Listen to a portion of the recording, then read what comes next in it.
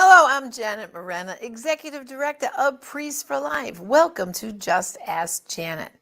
Well, tonight, if some of the children are still awake, it's time to gather them around because tonight's show is for children. It's also for grown-ups too, but especially for the young people because we're going to be featuring two beautiful Christmas books that are written for children by one of our executives, Anthony DeStefano.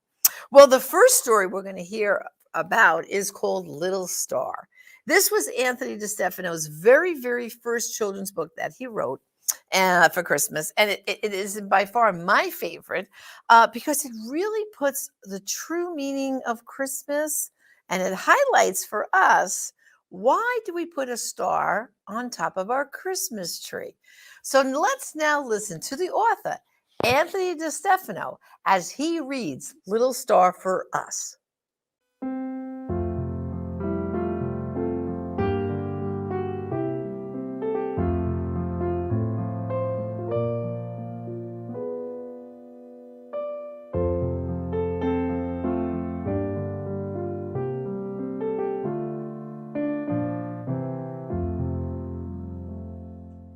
Hello friend, I'm Pat Boone.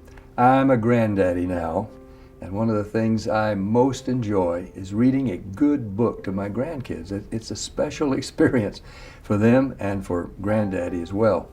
Now I'd like to do something special, read something to you that I think you're going to enjoy. It's a wonderful Christmas book for kids. It's called Little Star, written by a longtime friend of mine named Anthony DeStefano, who's written some other best-selling books for kids. This one I think is destined to become a classic. Little Star. I think you're going to enjoy it as much as I do.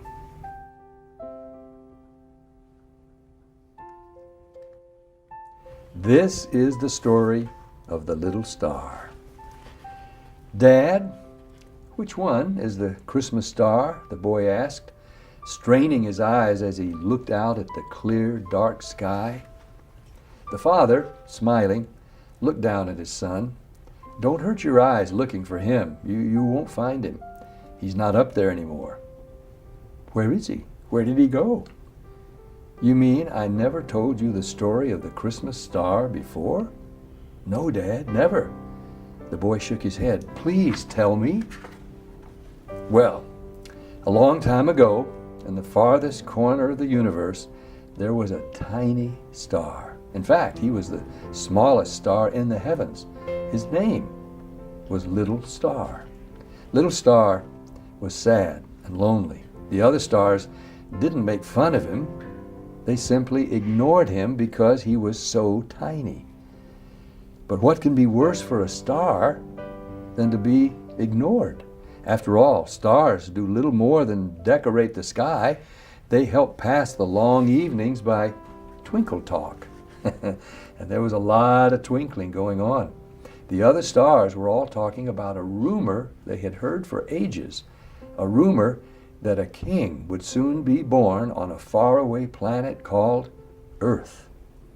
It was known that the king had a special message that would change the whole world forever. As the great day approached, excitement among the stars began to build. A special reward was to be given to the star who could shine the brightest on the night the baby king was born. In preparation, the stars were being cleaned and dusted by long-tailed comets. They made them twinkle and sparkle and give off a much stronger light, all except Little Star, who was being ignored again, despite his tears. Little Star was so sad that his points drooped. How could an undusted star have any chance of winning the reward? Finally, on the coldest night of the year, one of the stars yelled, "It's happening! It's happening! The king is going to be born!" Far below, in the small village of Bethlehem, Little Star could see two people, a woman sitting on a donkey and a man walking beside her. He watched as they searched for somewhere to rest. It was bitter cold, and Little Star felt sorry for them. Wherever they went, no one seemed to want them. People can be cruel too, he thought. At last, The man and woman located a place to stay. It was a shabby stable, but at least it gave them protection against the icy winds. This is a strange way for a king to be born, thought little Star. Then, with only the silent stars as witnesses, the child was born. The mother wrapped the baby in a blanket and carefully placed him in a straw-filled manger.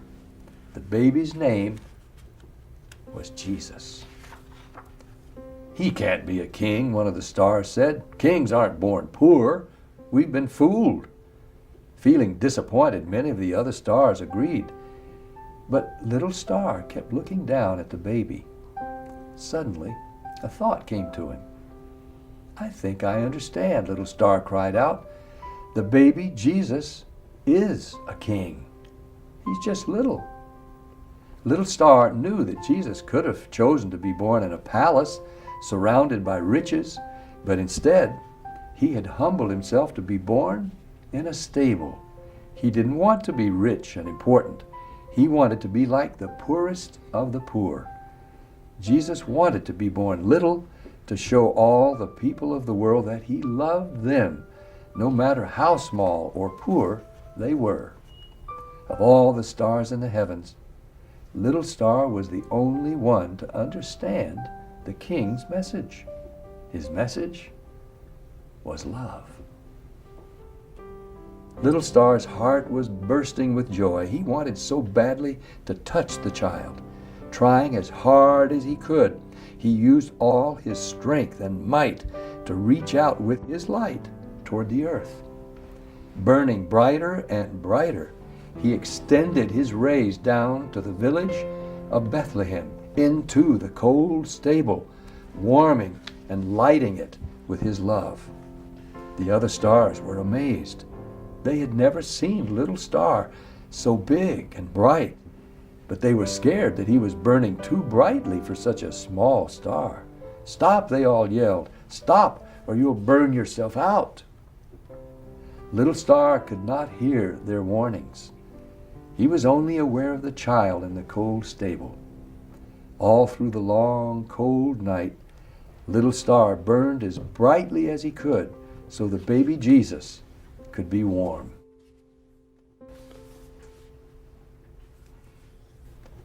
When dawn came, the star that no one had ever noticed was tiny and gray. "Little Star is gone," the other stars cried. "He burned himself out." "Well, son," said the father, "that's the story of the Christmas star." "But he's gone." The boy felt very sad. No, he's not. He's not gone at all. The father patted his son's hand to reassure him. You see, little Star did a wonderful thing that night in Bethlehem. He gave his life so that baby Jesus could be warm. And God gave him a great reward in return. Little Star will be remembered forever and ever. "You mean little Star isn't gone?" the boy asked. "No, he's alive," the father said. "Every Christmas when we celebrate Jesus' birthday, people all over the world place a star on top of their Christmas tree to remember him." The boy looked up at the star on top of the Christmas tree and smiled.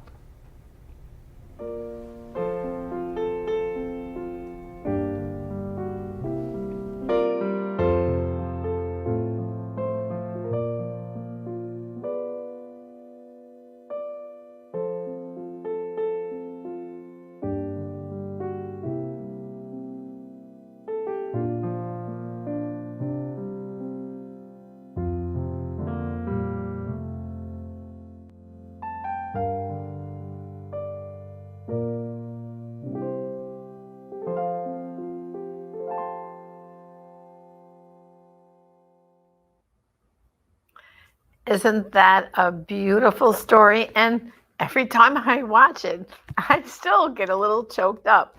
And of course, I always put a star on the top of my Christmas tree. How about you? Do you put a star up there? Or maybe if you don't, now you've got a good reason to do it. Well, if you're interested in getting this beautiful book, Little Star, written by Anthony DeStefano, just go to our online store at prolifeproducts.org. Order it now. It's a beautiful, beautiful gift to give your children or your grandchildren. I've given this book to my grandchildren, and every Christmas they open it up. It becomes one of those classic stories that we look forward to. I don't know about you, but I have children's books like this. I pack them away with my Christmas decorations. And then every Christmas, when we take them out, it's like they're new to us again. And we read each and every story. So Little Star has a beautiful, beautiful meaning. Again, go to prolifeproducts.org and place your order today. Well, after Anthony wrote a Little Star, a few years went by. And I guess he got inspired once again. And he wrote another Christmas story called The Grumpy Old Ox. You might be wondering, what does a grumpy old ox have to do with Christmas? Well, stay tuned now, because we have another opportunity for you to listen to this story, see the beautiful pictures as Anthony DeStefano himself reads this story. So let's now listen to The Grumpy Old Ox.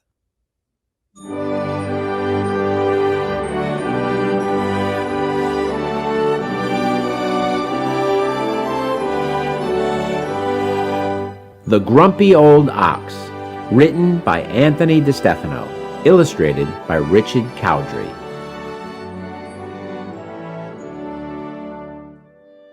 There once was an ox, grumpy and old, blind as a bat, selfish and cold. Prideful and lame, with tired old bones, he lived in a stable, depressed and alone. Without any family and no friends in sight, he stayed by himself from morning till night. His master, like him, was stubborn and vain. He owned a small inn where visitors came. He gave the ox orders, the ox disobeyed. Defiant and willful, he wasn't afraid. The man took a broom and with a loud smack, he gave the old ox a whack on his back. "You lazy and sightless and smelly old brute," the innkeeper shouted and kicked with his boot. The ox simply sneered and grumbled with pride. He limped to the stable and lay down inside. The stable was dark, but he didn't mind. He stayed there alone, just bitter and blind. Then, one black night, a door opened wide. A man and a woman were standing outside. The owner was with them. He said with a grin, "You'll have to stay here, no room at my inn." The ox strained his eyes, attempting to see. He barely detected the forms of all three. The lady was pregnant and heavy with child. The man held her hand and tenderly smiled. He put a small blanket on top of the dirt. The woman lay down, about to give birth.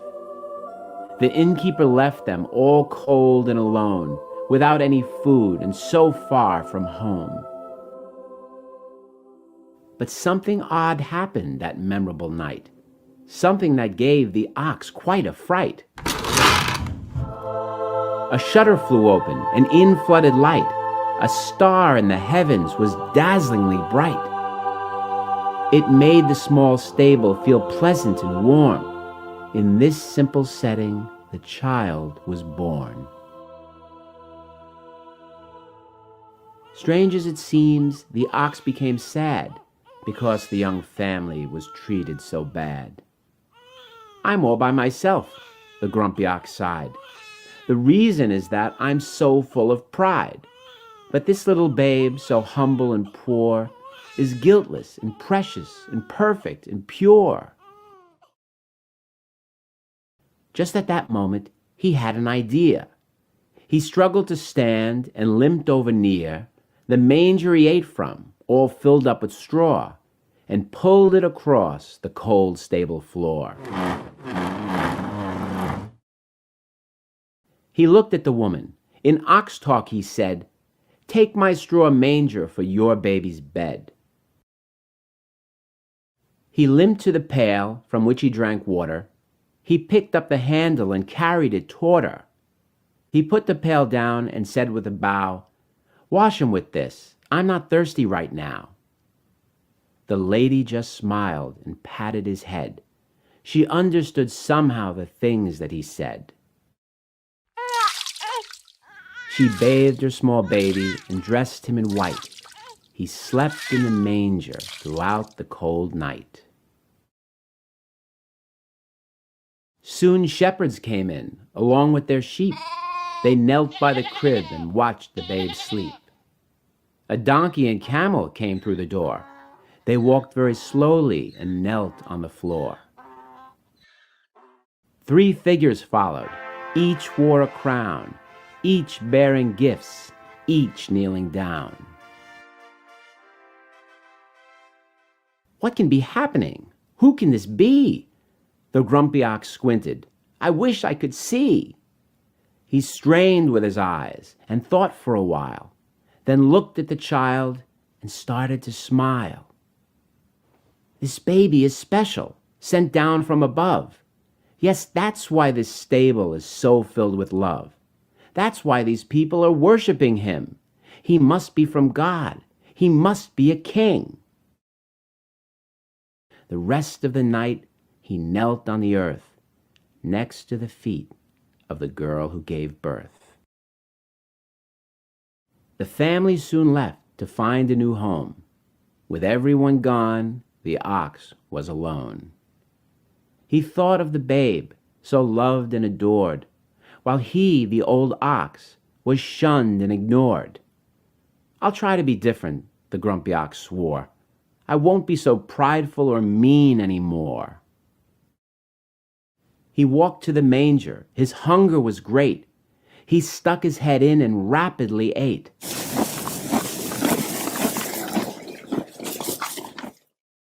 Then he felt thirsty and looked over where the babe had been bathed in the bucket with care.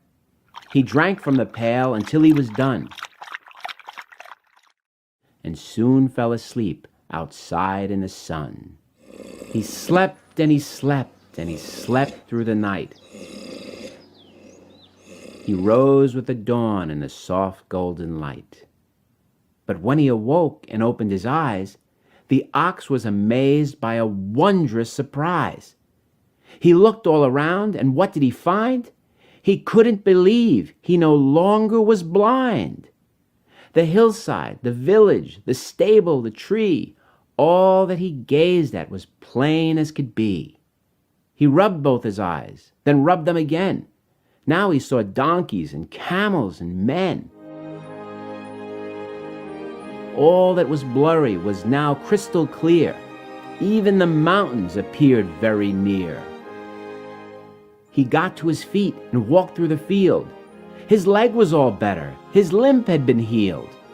He ran to the stable and danced through the door. He didn't feel grumpy or old anymore. The ox was so grateful he started to sing. It must be a gift from the king. The baby from heaven, it just has to be. I drank from the water and now I feel free. I ate from the manger and now I can see. He started to cry and shouted with glee. I can see, at last I can see.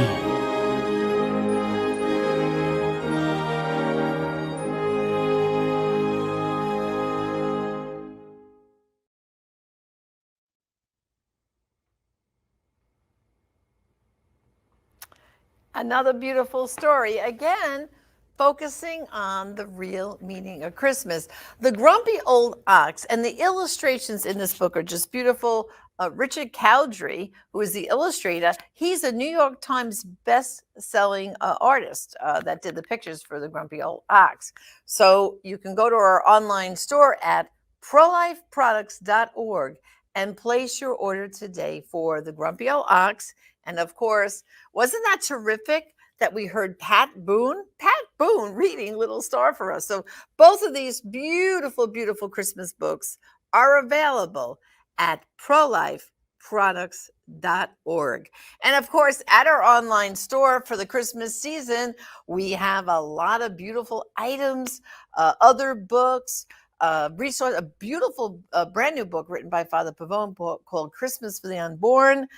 We got a great t-shirt and hoodie called Social Justice Begins in the Womb. So check out with your Christmas shopping, prolifeproducts.org, and especially these two beautiful children's books. This is Janet Morana, Executive Director of Priests for Life. Thank you for joining me on Just Ask Janet. God bless. I will be